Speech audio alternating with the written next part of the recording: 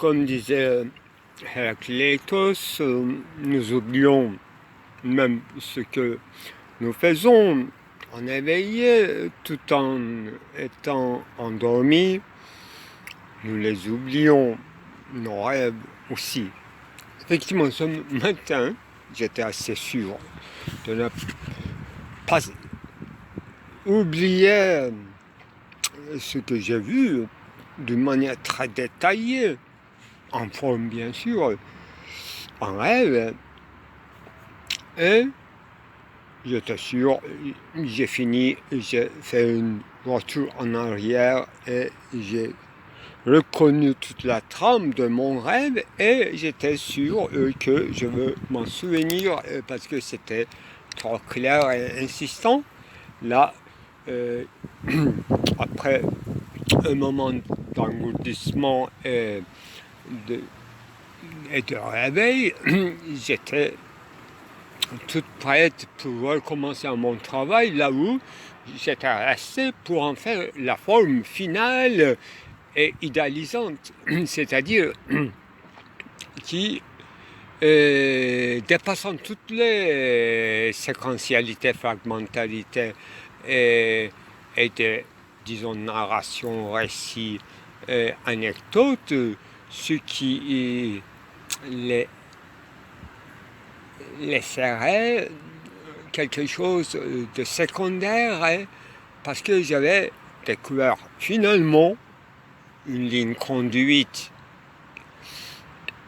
qu'on peut, si on veut, interpréter, qu'on peut interpréter comme une légende par rapport à une image, mais au fond, il ne s'agit que de l'image, un mouvement kinésiste qui joue un rôle de légende, au sens de Roland Barthes.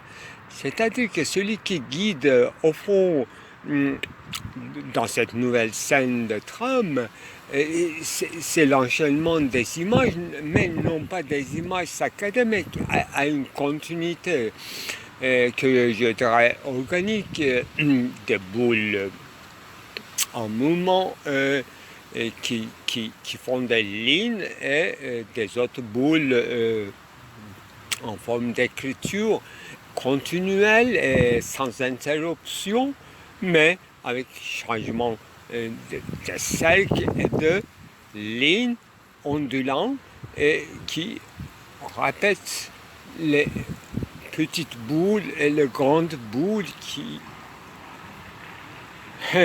les encerclent, et ce sont des phrases, des petites syntagmes grammaticalement parfaites, une langue extraterrestre, alors qu'il s'agit de faire comprendre tout simplement sans avoir autre recours à des images circonstancielles, à des saisons, à des moments, à des atmosphères. Tout était dans cette écriture-là, qui n'est plus phénicienne, c'est-à-dire les sigles arbitraires des maçons qui travaillent dans les grands travaux de construction d'Égyptiens qui laissent leur marque sur la terre cuite, et ça devient leur initiale, c'est leur nom propre, c'est leur vie en son entier, c'est leur vision du monde, c'est leur différence, et c'est selon leur différence par rapport aux autres sigles, donc qu'ils ont un rapport qui fait un alphabet. C'est l'alphabet phénicien qui est né d'un douloureux travail d'inconscient, c'est-à-dire le travail normal. Vous ne travaillez pas pour faire des renommées et des grands bouleversements dans la science et dans l'épistémologie, mais vous faites votre tâche seulement. How now? know-how, etc. Vous le mettez sous la pierre avec lesquelles vous êtes déjà devenu un, parce que c'est pendant tout le temps de travail, vous n'avez affaire qu'à une scalp, quelque chose qui incise la terre, ou bien qui les moule, et votre grand espoir final, c'est laisser votre trace et passer à une autre matière brute à mouler. C'est votre travail et c'est votre vie. En Égypte, à Babel, pourquoi pas dans une bande de production de industrie de reproductibilité en masse. Et votre visage, j'imagine votre visage, non, dans mon rêve, il n'y avait même pas de visage, il n'y avait que, pour moi en fait, moteur premier, pour aller vite et sans tomber dans la faute d'orthographe, dans la faute de mise en encadrement de effets paragonal et de certains accélérateurs de la vérité à l'œuvre pour accéder à une œuvre qui sera votre ergon, votre œuvre, c'est-à-dire encore votre petite vie. Donc, sans entrer dans les détails des conditions de émergence de votre conjoncture de vie, franchement précaire et éphémère, et vous n'êtes pas d'ici, c'est-à-dire que vous pouvez être chassé. Vous pouvez avoir à tout instant décret d'avoir évacué immédiatement les lieux, ou bien de rester dans une cellule pénitentiaire parce que vous n'avez pas assez bien fait votre travail dans une vitesse voulue. Parce que le pharaon vient de mourir et son œuvre monumentale, le tombeau, n'est pas encore fini. Alors qu'on peut l'enterrer dans un coin, dans le milieu des pyramides, mais on peut continuer à les construire. Après, on peut toujours négocier entre les hommes. Voilà, la négoce. En vue d'un sigle qui est leur sien, et qu'on apprend, bien sûr, hiéroglyphes égyptiens, quoi qu'on ne croit pas à le contenu, ça raconte quelque chose et vous le comprenez quand même, à force de choses. C'est pas votre langue, mais vous le comprenez, vous travaillez là. Alors que vous mijotez à côté, c'est-à-dire au sous-bassement, une autre fabrique de signes qui serait communicable entre les maçons, disons clairement les Phéniciens était un peuple de côte méditerranéenne. Ils n'étaient pas des esclaves d'Égypte. Là, une partie peut être comme dans la Côte d'Ivoire, peut être attrapée par force. On peut les amener aux États-Unis, à l'Amérique, pour faire travailler dans le champ de coton. Là, vous pouvez siffler, chanter dans la nuit, dans la claire de nuit, et vous pouvez communiquer en toute langue africaine pour savoir si une rossignol dans la nuit va vous comprendre et répondra par le sifflement pareil qui est là dans la forêt. Tout est tranquille, on va y retourner, on fait comme si on était dans notre forêt originaire. C'est ça un peu ce qu'on appelle la différenciation dans l'évolution du signe et dans la simultanéité et dans la diaconie. On comprend bien, très bien la signification et l'idéologie, l'au-delà est décrit à partir des éléments d'ici-bas reconnaissables dans une écriture hiéroglyphe. Vous n'êtes pas égyptien, mais vous comprenez ce qu'ils disent, en quoi, dans quoi, vers quoi vous travaillez quotidiennement, mais vous fabriquez.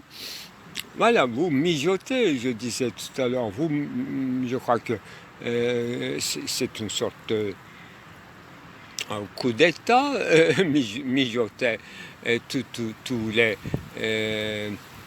cuisiniers d'en bas d'une manoir mijotent en cuisinant,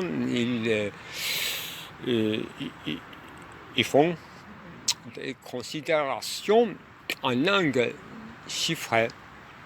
C'est ça.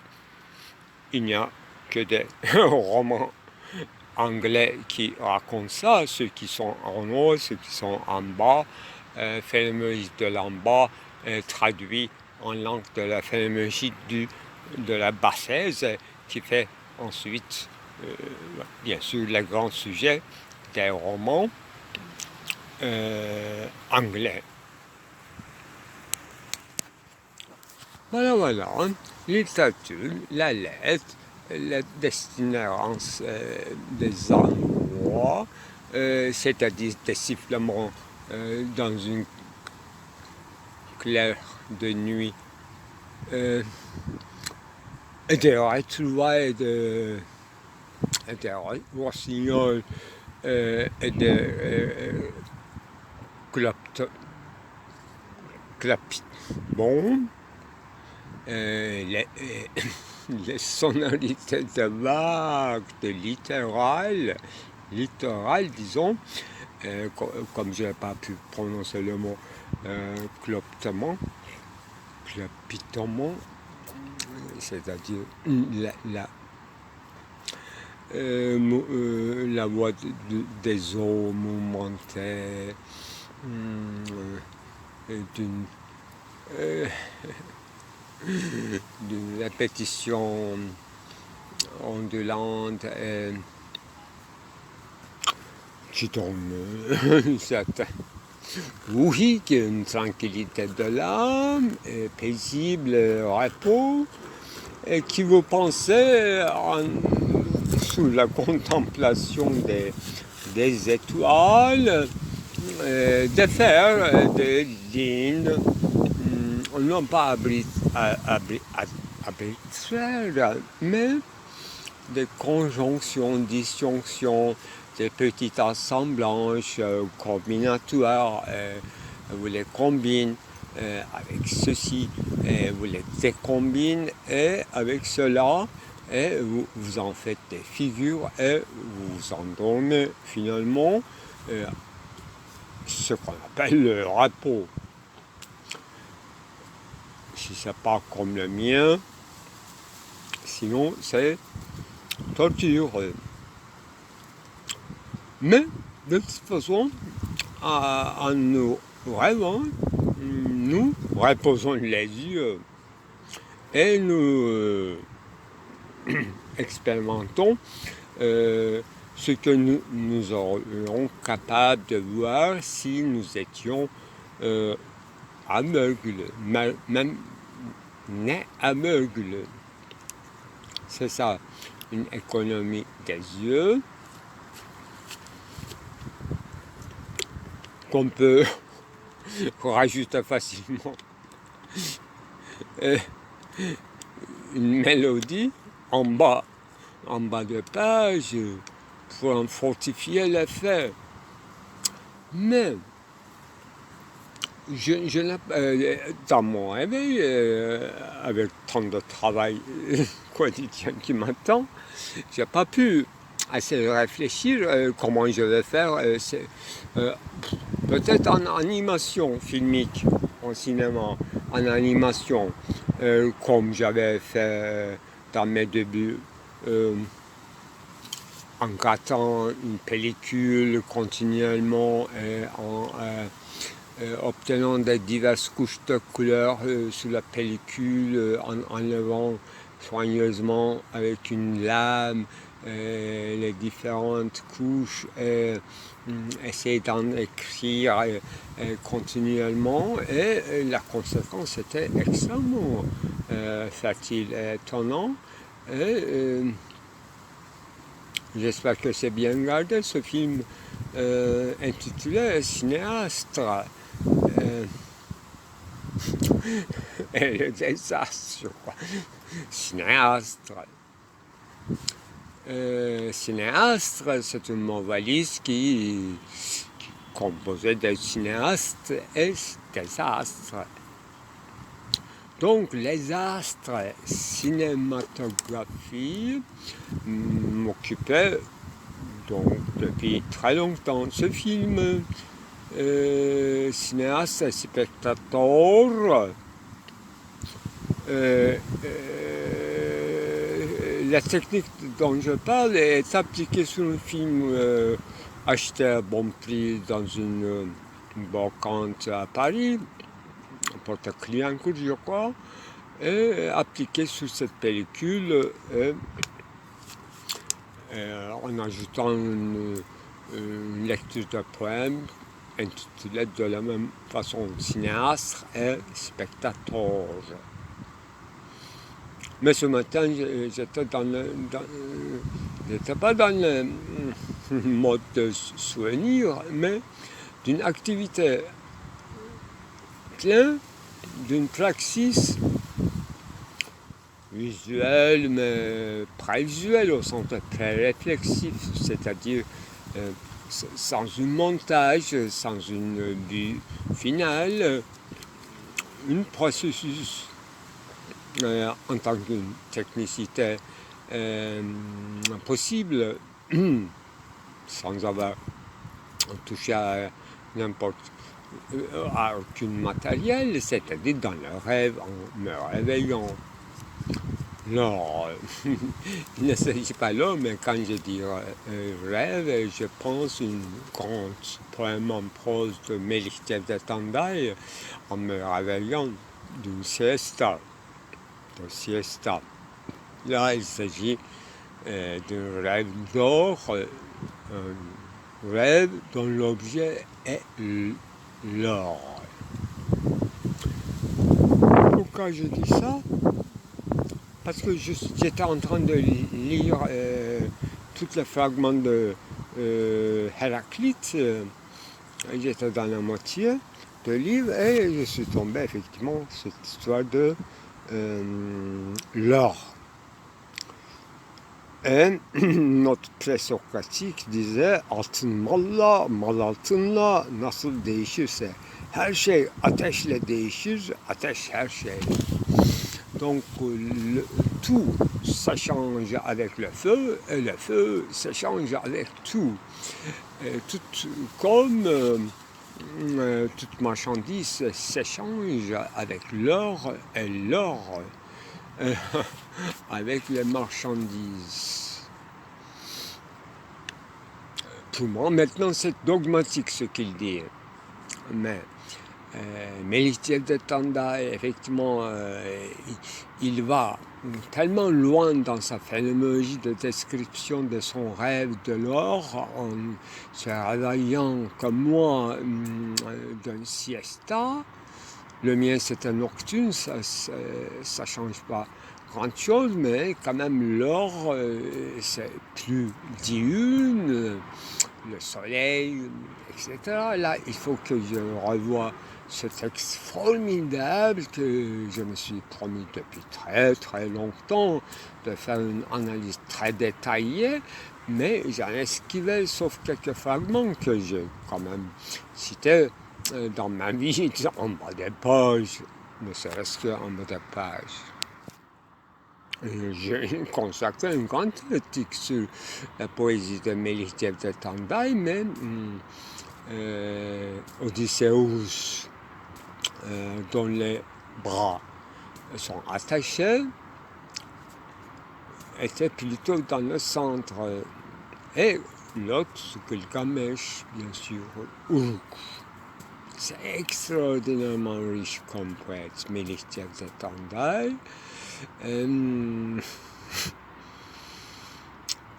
Mais ce poème en prose, trop long pour être une poésie, c'est un véritable bouleversement dans la littérature turque. C'est rare, je n'arrive pas à trouver un équivalent dans la littérature occidentale. C'est extrêmement sérieux. Même pas chez Borges, qui est très iranien encore.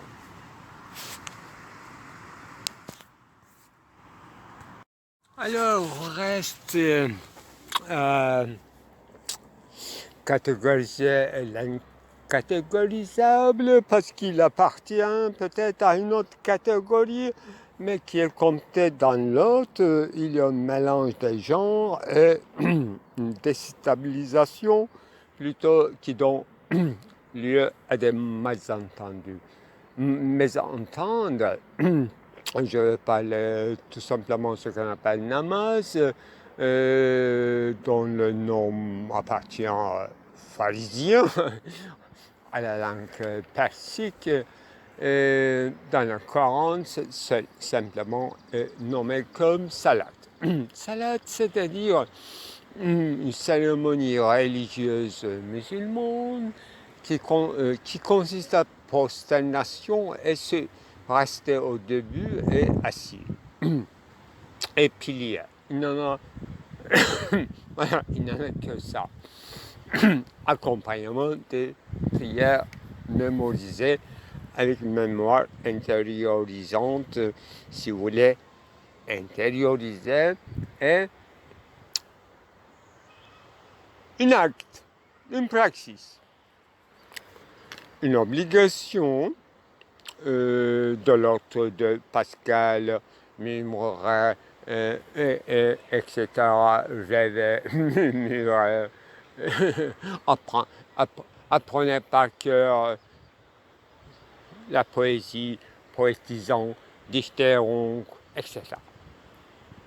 Bon, est-ce qu'il faut expliquer dans cette piste-là ou bien dans l'autre piste schématique, schématisée, mnémotechnique et régularité comme une horloge de sable ou d'une orgue hydraulique qu'on trouvait dans plusieurs villes romaines. 5 fois par jour, et sans une orgue hydraulique, c'est-à-dire une horloger hydraulique des villes romaines, quelqu'un fait un appel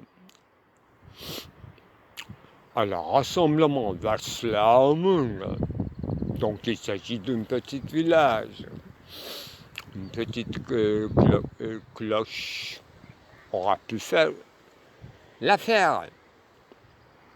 Mais une voix vive, une voix Habashi, c'est-à-dire éthiopien, un nègre musulman qui sert à la guerre, dans la guerre, pure musculature et une voix gausienne, etc. L'acte accompli, Postalin, c'est une réponse à une question. À quoi le mot fort que je cherche, Postalin, aduler. Qu'est-ce qu'on doit aduler? Voilà la question essentielle, primitive de très introduction à l'anthropologie de l'école normale, école des autres études supérieures. Et quoi? Aduler ta femme, ta gueule, plusieurs bruits. C'est ça, le bruit de fond, on oublie trop. Dans une procession, dans une prosternation, dans une fêterie, que Héraclite trouvait ridicule de leur irrégularité sûrement et de leur fin quasi tragique qui n'arrive pas à accéder à Logos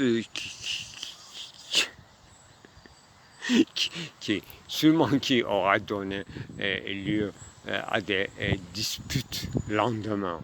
Après grande orgie dionysiaque, je parle très précisément thracien, en ce qui concerne culte dionysiaque en tout cas. Les autres olympiques, effectivement, bien gardés, c'est un marchandage de donnant, gagnant, une affaire bancaire et tout ce qui concerne le temple grec, c'est l'affaire de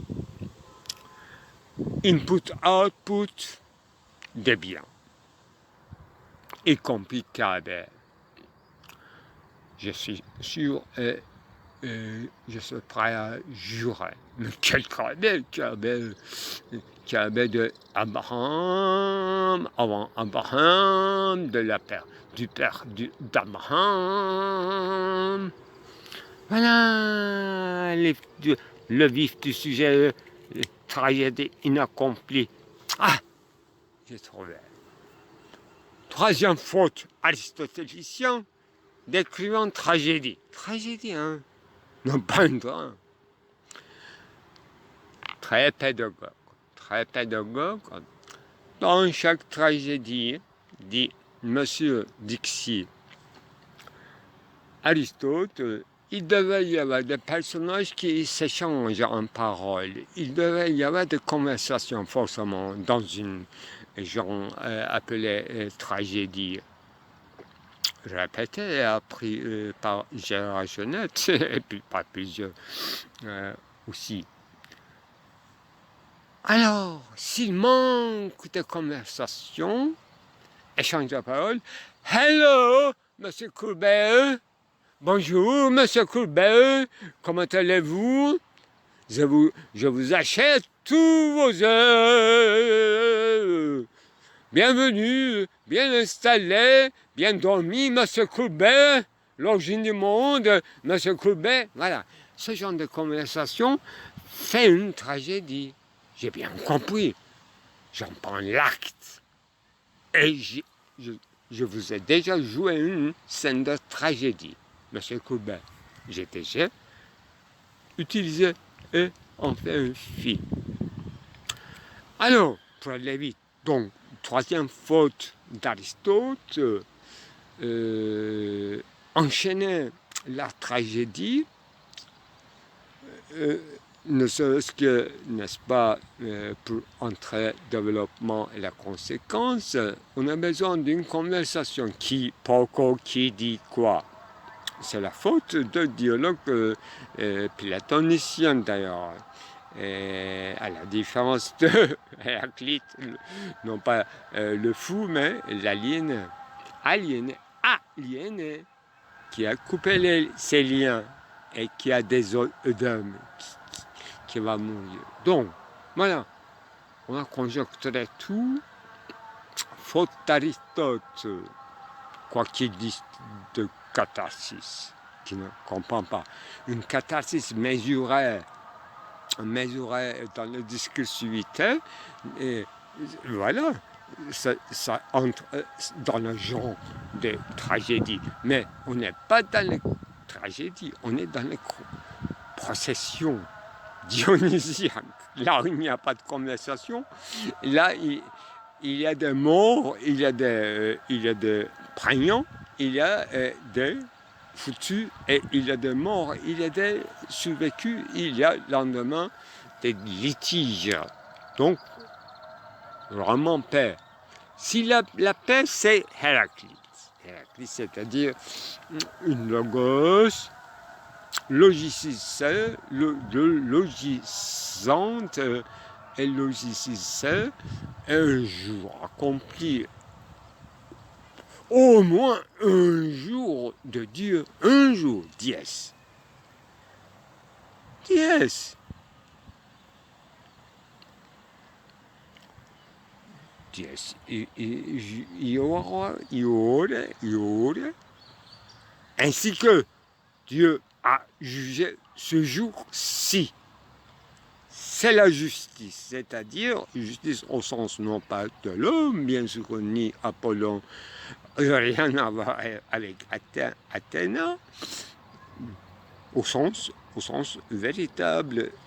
Et non, même pas justice au sens de vengeance, c'est-à-dire de la loi de Talion. Sinon, il n'y aura pas de fête ni procession dionysiaque. C'est ça, un programme politique. Non pas une fête pour le Dieu. Rien. Où nous sommes descendus dans la bassesse de la phénoménologie de soubassement, dans nos recherches de soubassement. Là, je juge que Héraclite n'était pas assez dans ses paroles telles qu'il nous a resté, et assez pré-socratique. Il connaissait déjà la valeur de l'or, la valeur de marchandise, d'une manière bien sûr primitive, mais ce n'est pas lui qui serait coupable. L'or comme un instrument d'échange. Mais l'or, dans quel sens l'or? L'or au sens fondu, magma, même cuivre, fondu, comme instrument d'échange, un billet doux. Un billet doux comme magma, voulez-vous votre face à l'échange de votre bien structuré en structure dessinée en gestalt superposable sur lui-même comme signe échangeable, substituable, reproductible. Voyez, toucher le magma dans la philosophie, c'est la substance unique qu'on cherchait. auparavant que seulement c'est moi que vous ai explicité en détail, en orgueil univoque, équivoque. Pollo Kai.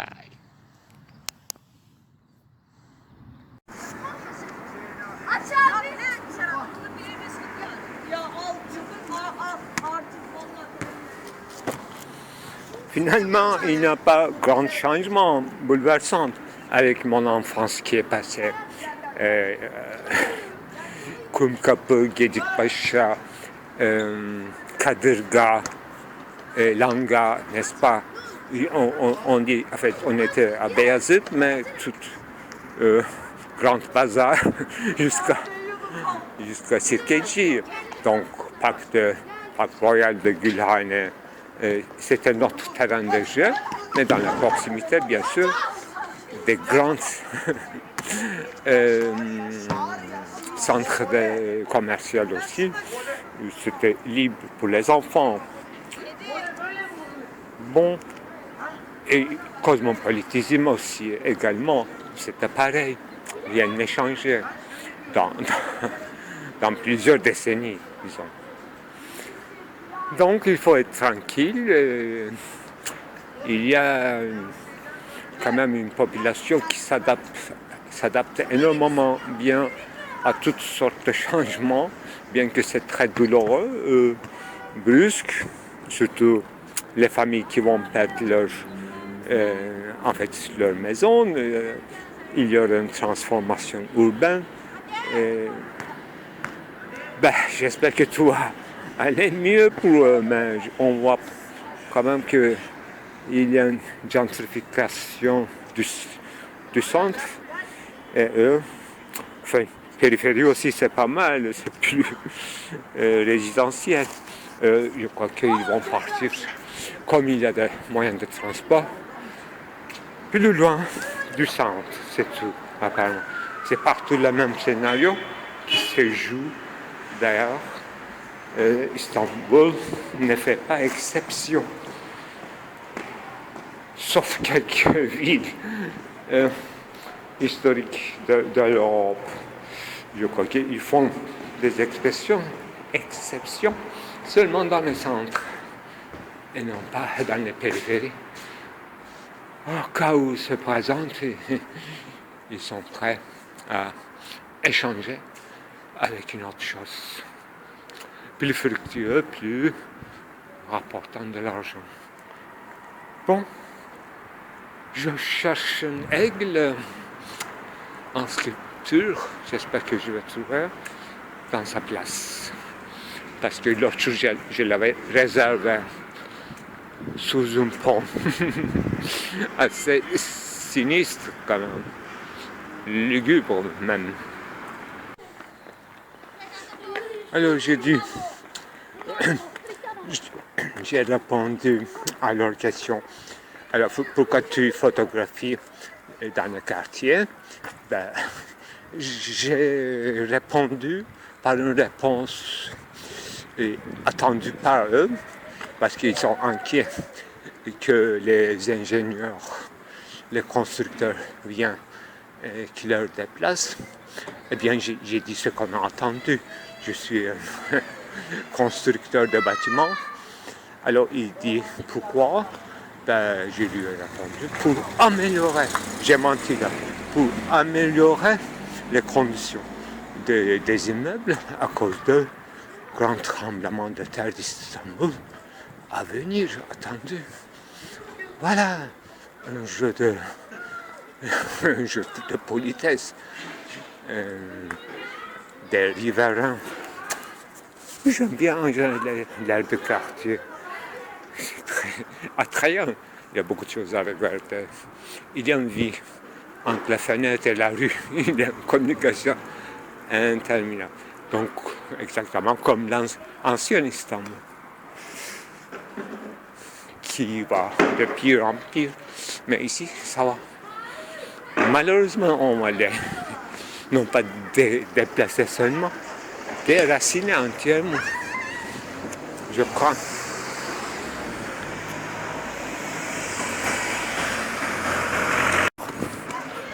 Alors, qu'est-ce que l'aigle représente pour moi?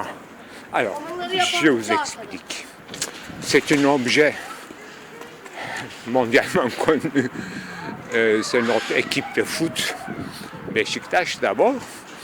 Donc c'est encore peint noir à blanc, ça ne fait rien. J'aime bien en état de pureté cet aigle.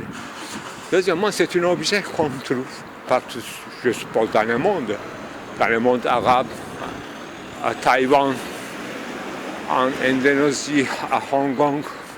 Donc c'est un objet de production de masse en plastique, une matière synthétique en tout cas.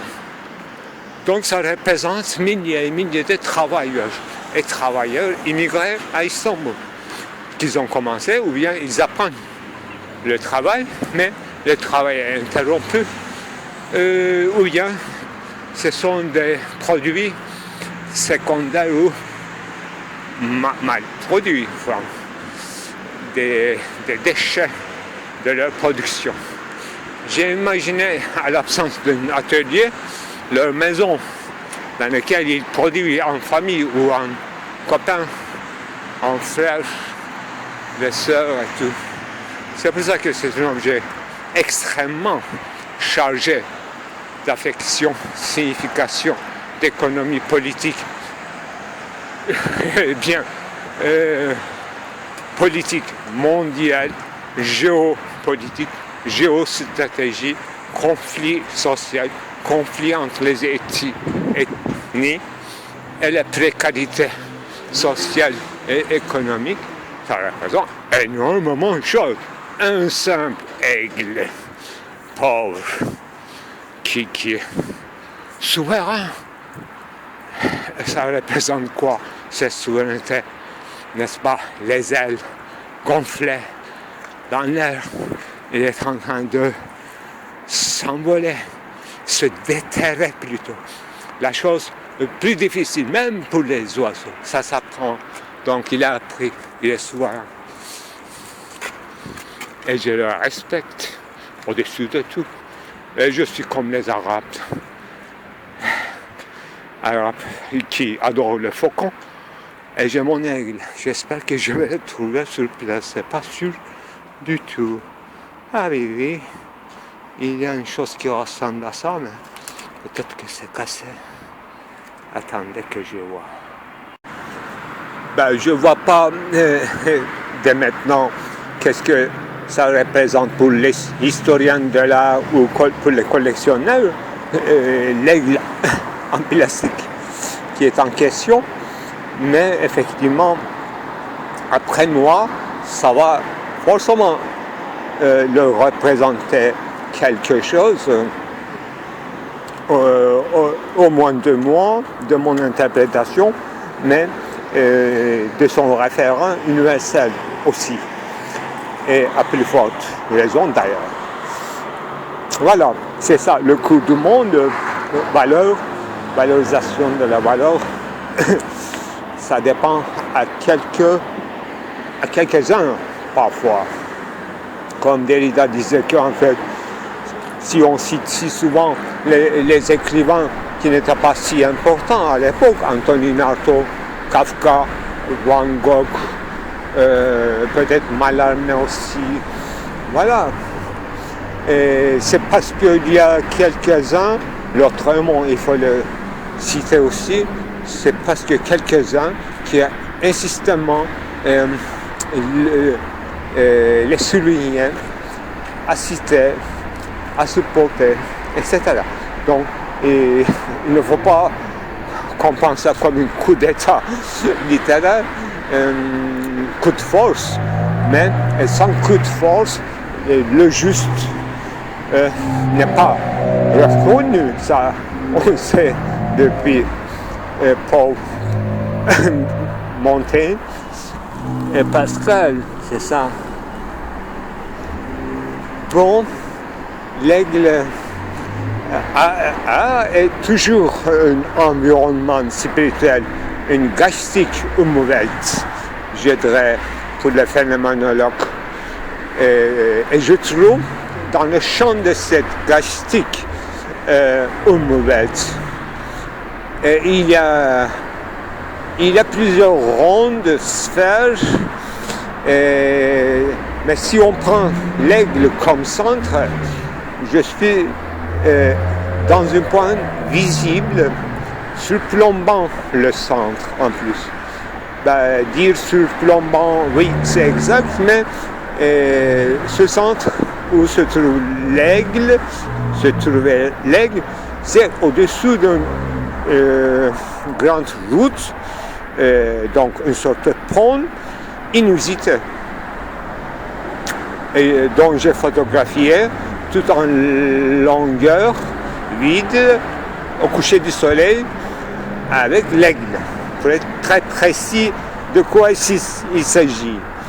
Alors, d'autre part, dans mon champ de vue, il se trouve une maison investie par nos nouveaux hôtes, qui sont des réfugiés et les enfants des réfugiés, où tout mêlé.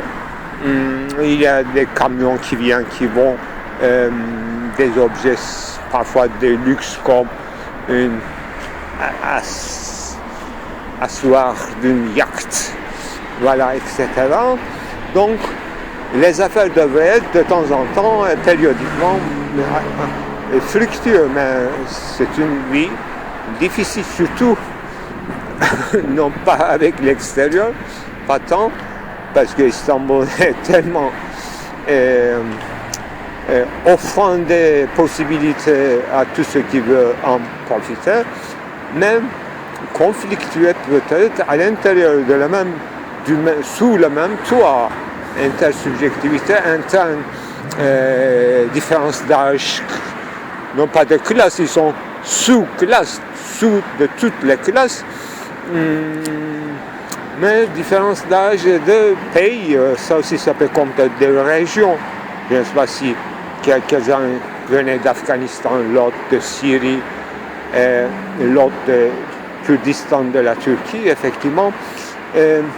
À mon avis, il n'y a aucune raison qu'ils ne se mêlent pas et ne se mélangent pas dans une harmonie parfaite, mais du point de vue de chacun, et non pas à cause de leur ethnicité, ça serait une absurdité totale, parce qu'il s'agit d'une chose, ce qui leur compte, c'est d'entrer de leur vie quotidienne et qui va travailler plus, qui va en profiter plus, n'est-ce pas? C'est ça, principe d'économie égoïste ou souverain, n'est-ce pas? Pour ne pas dire le rapport de maître-esclave, qu'on peut deviner très facilement. Il y a un rapport de soumission et soumis, c'est sans doute, et parce qu'il ne s'agit pas d'une maison surveillée ni par l'État, et l'État les écraserait encore plus, ou comme maintenant, tolérerait à ce qui se passe, visiblement, ostensiblement. Oui, tous les psychologues, sociologues devraient être au courant, et l'État, la bureaucratie, etc. Mais on laisse faire parce qu'on n'a pas d'autre solution. On ne peut pas tous prendre sous les ailes de l'aigle protecteur. Alors, il faut donner un nom à cet aigle, n'est-ce pas? Moi, je dirais plutôt Athéna, Skeptomena. Voilà, j'ai mon Athéna Skeptomena sous mon bras. C'est une petite déesse que j'apporterai chez moi ce soir. C'est un jour, fin de journée, béni. Voilà, que bénisse cette fin de journée sous l'œil protecteur d'Athènes, la Skeptomena. Elle la grâce et la gloire et surveillance des lois, mais c'est tout, sans effet conséquent, et non ni mieux ni mauvais, plus mauvais que les nouveaux dieux ou le Dieu unique, qui est lui-même également impuissant de se mêler au cours du monde. Mais quand il s'agit de omnivoyance, ça, il n'y a aucun problème. Chaque divinité, chaque Dieu, même unique, les voit. Et de tous les parts aussi. De mon côté et de leur côté respectif. Voilà. Et c'est ça qui nous réconforte un peu. Parce qu'on est su, même si on n'est pas sauvé de ce savoir, mais on sait qu'on est su. Par l'émotion par laquelle je suis complètement extasié de Athénas Coptomena, j'ai oublié que j'avais un rendez-vous, mais dans la journée même, un rendez-vous donné. Et le problème, c'est que comme si Athénas Coptomena ne voulait pas que j'y aille, pourquoi? C'est parce qu'elle, par sa pesanteur, pèse sur moi. C'est sa manière aujourd'hui, en déplacement, de s'imposer à moi, donc de me protéger de je ne sais de quel danger que j'ignore. Eh bien, il faut le respecter. Mais en tout cas, c'est pas sa décision finale, pas du tout.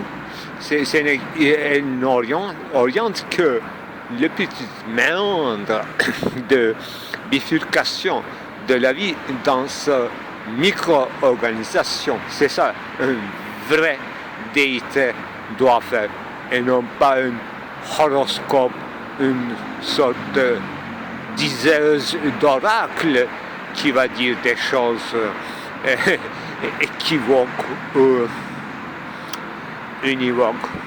Voilà, la vraie fonction de déité, ça passe par le rapport institué entre vous et elle, idole et vous, dans une distance, bien sûr, respectueuse, bien que vous le porterez pour toujours en vous, bien qu'elle va trouver sa place chérie de adoration à la maison. Donc elle va d'abord protéger la maison, mais ça ne veut pas dire que les yeux ne seront pas toujours, le jour et la nuit, sur moi. C'est ça, rapport intérieur incorporel. Voilà. Ben, je vais vous donner un conseil éthique pour la vie. Aujourd'hui, on ne fait pas l'ontologie. L'éthique pratique, c'est plus utile pour les gens comme nous, dans ces temps-là. Alors, si vous voulez la vérité, donc c'est pas peu de choses pour l'éthique. L'éthique, c'est pas la question de vérité. Mais si vous voulez vivre dans la vérité, donc améliorer, se progresser dans la vérité réciproque, eh bien, vous serez vous-même plus démuni que l'autre, plus simple, plus vulnérable, plus sotte, plus désorienté. Et ça demande une décision momentanée de la part de vous, à qui se faire montrer dans quel degré de défaillance et de repentir. Là, autrui sera félicité de trouver quelqu'un plus sot, plus désorienté, plus repenti, plus confesseur, plus dans les douleurs, mais dépassé, parce que personne ne veut partager la douleur d'autrui. Ils disent que geçmiş olsun. Get well soon. Ok. Au revoir. Quand tu seras bien, on se voit dans l'un de ces jours. Oui, c'est le pire des injures à un humain qu'on m'a fait. Pas la poche, bien sûr. Eh bien, donc, le simulacre, la force de le simulacre pour la vérité, c'est extraordinairement bien. Mais vous allez dire que c'est la russe de la raison. Ben, peut-être que russe du concept en tant que simulacre, et non pas seulement du concept du simulacre, mais concept, c'est-à-dire quelque chose à la fois extrêmement singulier, extrêmement universel, quelque chose de loi qui fonctionne dans le particulier, mais cristallisé par vous, par votre intelligence, par vos catégories, par votre force de jugement, une forme par exemple, la forme d'aigle, n'est-ce pas?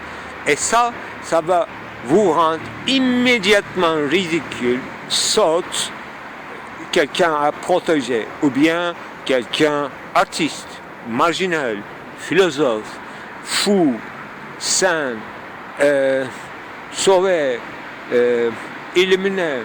Voilà, quelqu'un intéressant en tout cas, un point d'interrogation. C'est déjà bien être un X, ou bien un quoi? Un zéro de signifiant qui ne cache plus rien comme secret. Parce qu'il s'agit d'un zéro, c'est-à-dire signifié dans sa nature, n'existant pas l'homme dans sa nudité. Attendez,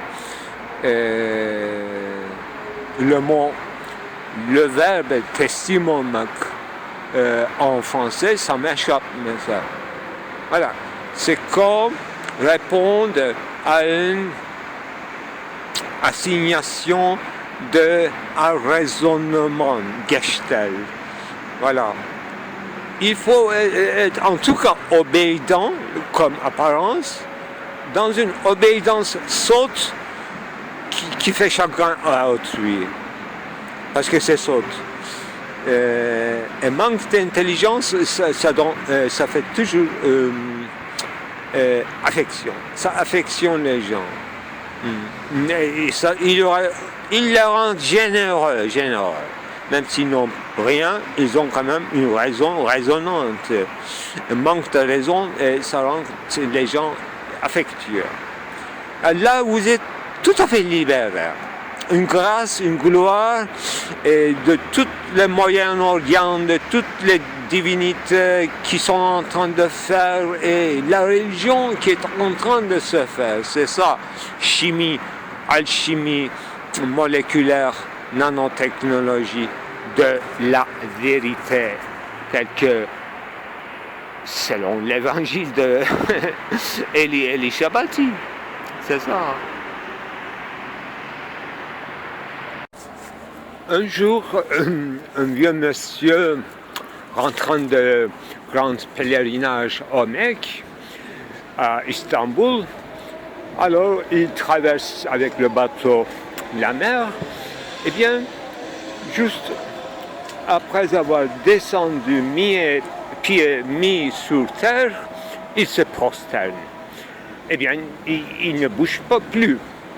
Alors les gens passant qui s'empressent pour aller le matin au boulot, les bourgeoises, alors dont l'une, en dépliant ses volants, elle murmure en disant « voilà un fou de plus », eh bien, quand tout le monde sont partis, seulement le gardien du port, jeune homme gaillard qui vient d'arriver de son village, anatolien d'Amasya, en pleine santé un turc ottoman, Alors il demande, il avertit ce vieux homme en disant, alors c'est pas là, dans cette direction, notre cher Kabe, mec, pierre noire de mec. Et l'autre monsieur, vieux monsieur répond, alors c'est pas à lui que je prie. Alors là, jeune gaillard, il devient très inquiet, il proteste avec un langage du corps, il est prêt, si on était dans l'époque ottomane, couper avec son épée en deux ce vieux monsieur, jusqu'à ce point-là.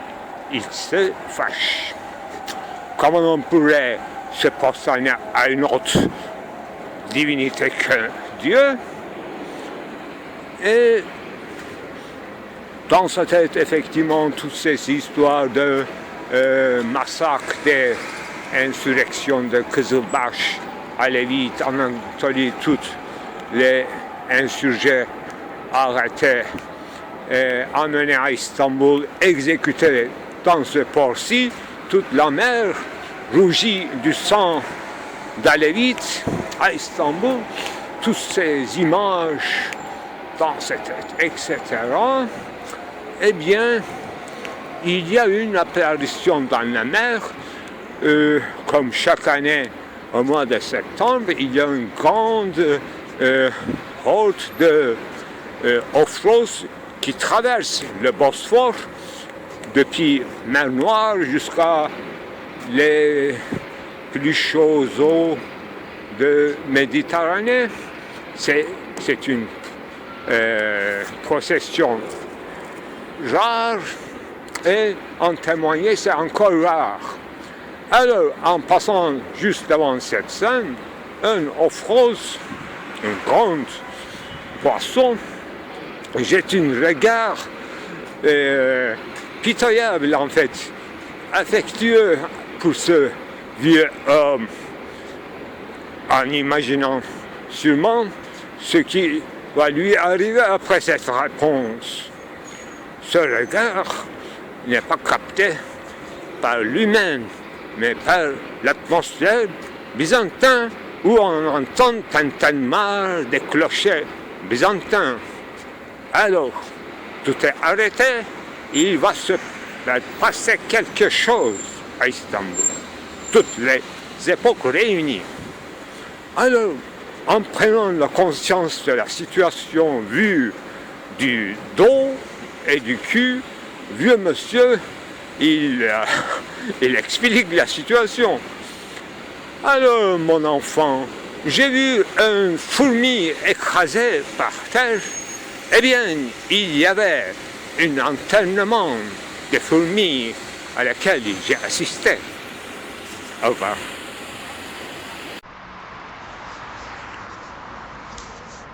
Donc, j'espère que ça s'enregistre. Pour reprendre ce que je suis en train de dire par manque de batterie est coupé. Alors, il s'agit d'une grande station de métro qui était où pour installer le quartier était devenu stable, bien qu'il a un passé très conflictuel et douloureux. Donc c'est un quartier de réfugiés internes, etc. Mais ils sont depuis plusieurs générations, ils sont nés donc dans la proximité du centre, ils connaissent très bien le centre, donc ils sont bien éduqués, mais ils sont dans un quartier dit pauvre et tout va être rasé, ils seront expulsés. Alors je disais que c'est ça, l'objet en tant qu'idole que j'ai déclaré, d'une législation autonome, rien à voir avec sa morphée qui est esthétique, donc son courbure, son allure, ses proportions, et sa manière de gonfler comme kinésiste, suspendu, retenu, une force, souveraineté, etc. Tout d'abord libidinal, c'est sûr. Donc, à côté de toute cette valeur esthétique, mon objet, c'est finalement un icône par la déclaration, c'est-à-dire que je lui donne la valeur de ceci ou cela. Donc personne ne le sait. Je vais le sanctifier, il aura un hôtel chez moi, il va continuer à me protéger dans sa non-présence qui est clairement totale et tout les, comment ça s'appelle, les stéréotypes de christianisme exactement synthétisés dans mon objet religieux. Et je disais que toute religion est constituée à peu près ainsi, fondée. Donc, par un raisonnement geistig Umwelt, c'est-à-dire cette raison par quoi nous sommes sur Terre et la signification de cette terre et dans la spiritualité, c'est-à-dire natalité, mortalité et dans cette, entre les deux, dans cette traite union qu'on appelle la vie, fragile, menacée, vulnérable, etc. Voilà, je me suis répété en condensé pour aller vite parce que j'ai froid. Au revoir.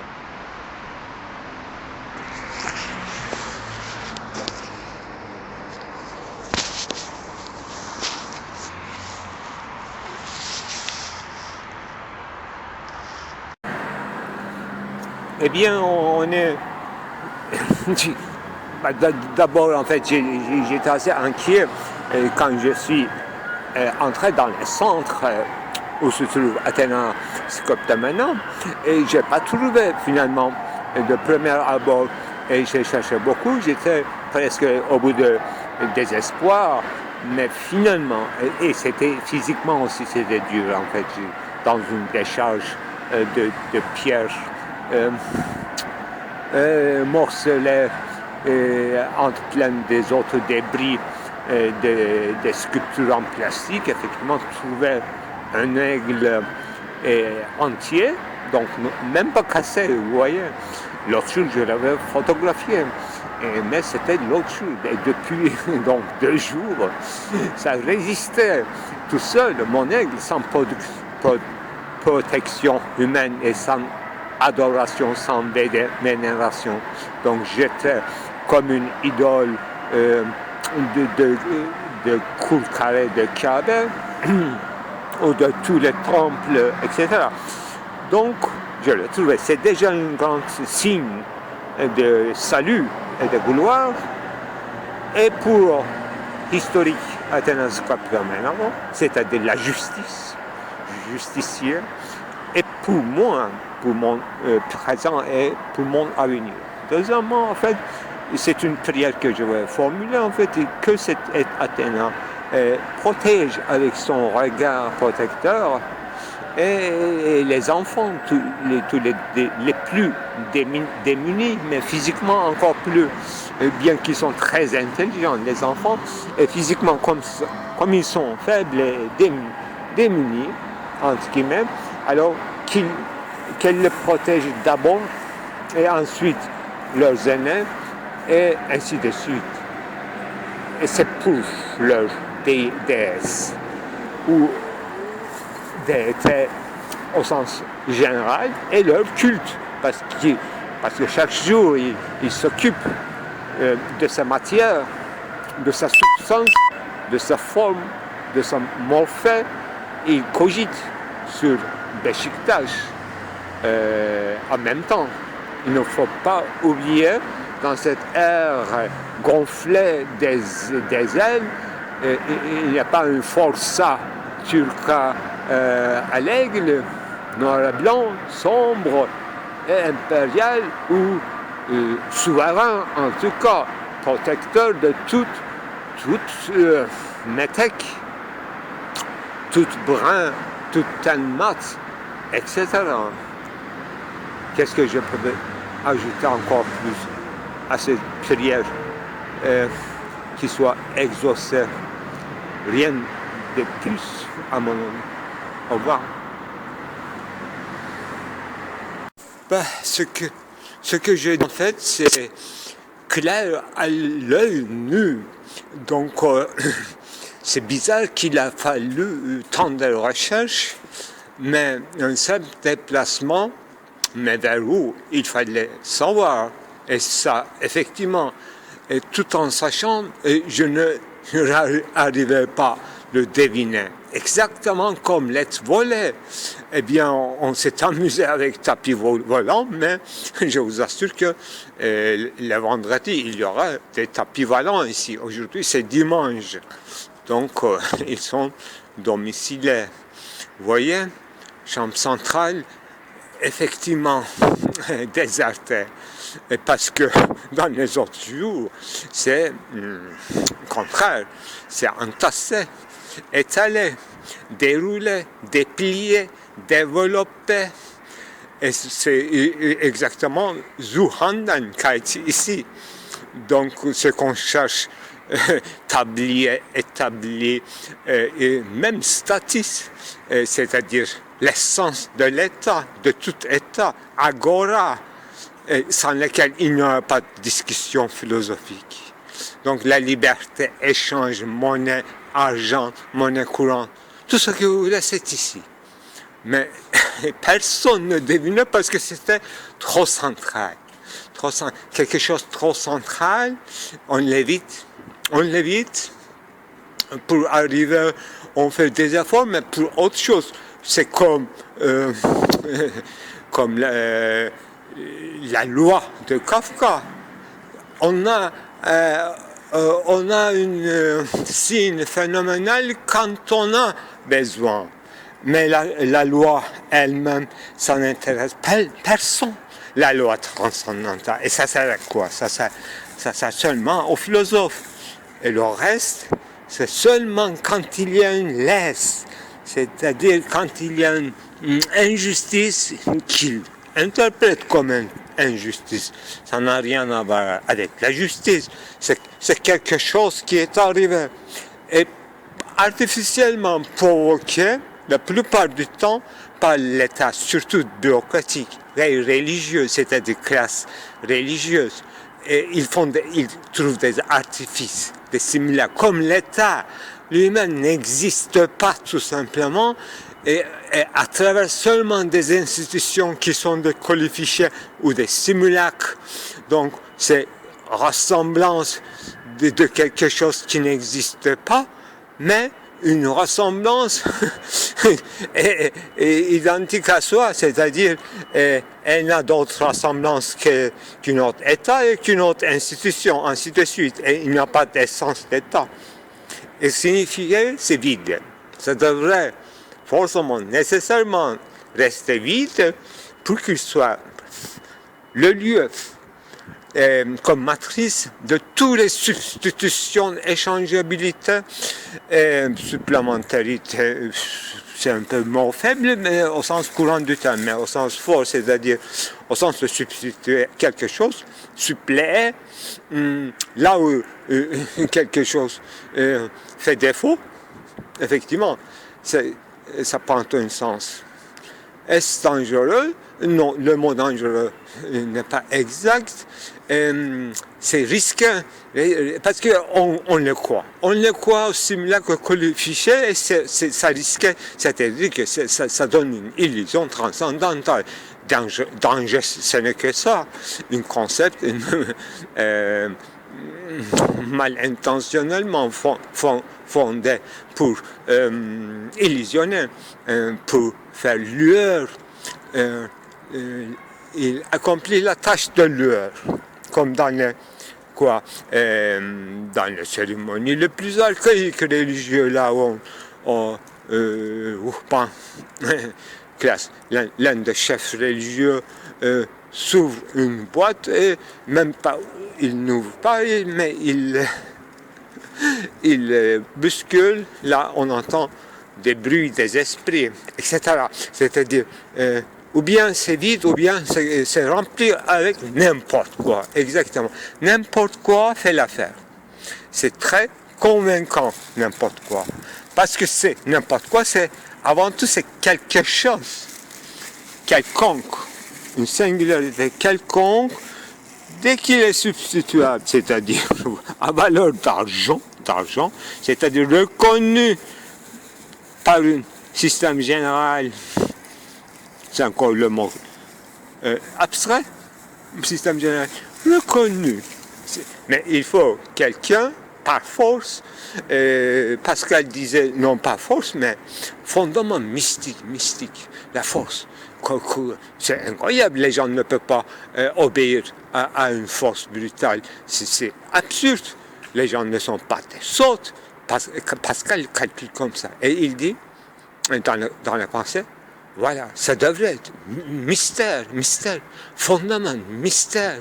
Pour moi, en tout cas, je n'arrive pas à concevoir.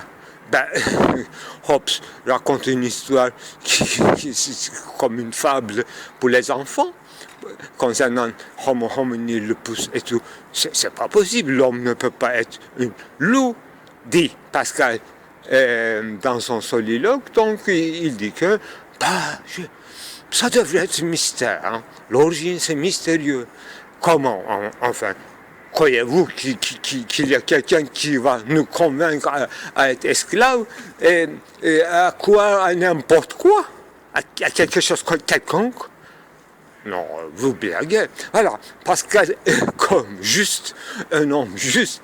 Effectivement, il ne peut prononcer que deux mots justes, sans accuser personne, sans faire des histoires, des fables, comme Hobbes, qui est exactement réaliste, et il veut à tout prix, c'est-à-dire au prix des images enfantines, raconter ce qu'il a découvert concernant l'origine, etc. Ineffable, etc. Ontologiquement, ça peut être ineffable, mais moi, je me promène dans l'ineffable parce que ça reste illocutoire, j'en conviens, mais on peut marcher, parce que c'est matériel encore. C'est matériel, le problème, c'est que ce n'est qu'une cora, donc c'est vide, ça n'a pas de propriété. Mais vous allez dire que c'est encore une qualification d'État, c'est l'État qui est construit, c'est pour ça que c'est vide.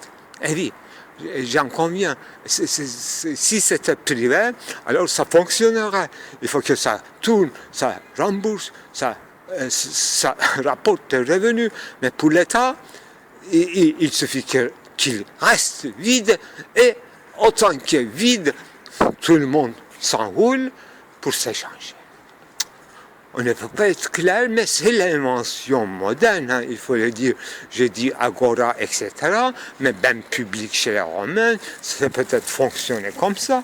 Vide, là-bas, veut dire dénudé de toutes les identités substantielles, aristocratiques, guerrières, etc. Dans un bain public à Rome, toute classe confondue, sont l'amour, affection en tout cas. Ils sont affectés l'un par l'autre. Ils se font parade devant les femmes qu'elles sont venues justement pour voir parade de leurs soldats et de leurs gens qu'ils ne fréquenteraient absolument pas dans la vie normale.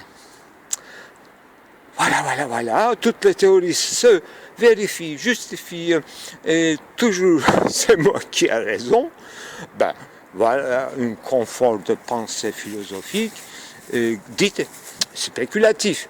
Mais le problème, c'est que c'est tellement concret concrétion, voilà, une concrétion, une cristallisation, une concrétion est arrivée à moi aujourd'hui, parce que je traversais, c'est un endroit de marché qui est actif seulement 2 jours dans la semaine, et surtout les vendredis, je veux chaque fois arriver, mais il y a un empêchement. C'est seulement 1 ou 2 fois que je suis arrivé, et c'était fantastique. Je faisais très fructueuse journée. J'ai acheté une copie de Van Gogh. Voilà, c'est un lieu de trouvailles rares. On peut c'est-à-dire que vous pouvez rencontrer un très ancien ami à vous. Voilà, vous ne pensiez absolument pas de le voir là-bas, parce que c'est énorme. Pour la taille de l'Istanbul, c'est encore moitié énorme. C'est-à-dire il y a deux côtés à Istanbul, séparés par la mer, donc pour une côté, ça va. Donc auparavant, quand j'étais jeune, effectivement, il n'y avait qu'une seule centre, c'était à Beyazıt, marché aux puces. Et oui, là aussi, il y avait non pas des gens ou des objets qui se rencontrent, toute l'histoire se fait face. L'histoire, c'était les éléments de l'histoire, des terrains, disons archéologiquement, ils se rencontrent de plusieurs siècles de différence entre eux, donc ils ne se connaissent pas, mais chacun d'eux c'est le produit fondamentalement humain des différentes époques, et les objets ne se connaissent pas, mais les hommes, ils gardent leurs traces, et donc sans connaître un objet en terrain, et il en produit les tracés dans un autre objet contemporain. Voilà. Le problème de simulacre aussi, c'est résolu. Et des fétiches aussi, ça travaille comme ça. Comme je ne peux pas accéder à une personne du XVIe siècle, j'achète ou je photographie un objet intime à lui, à eux.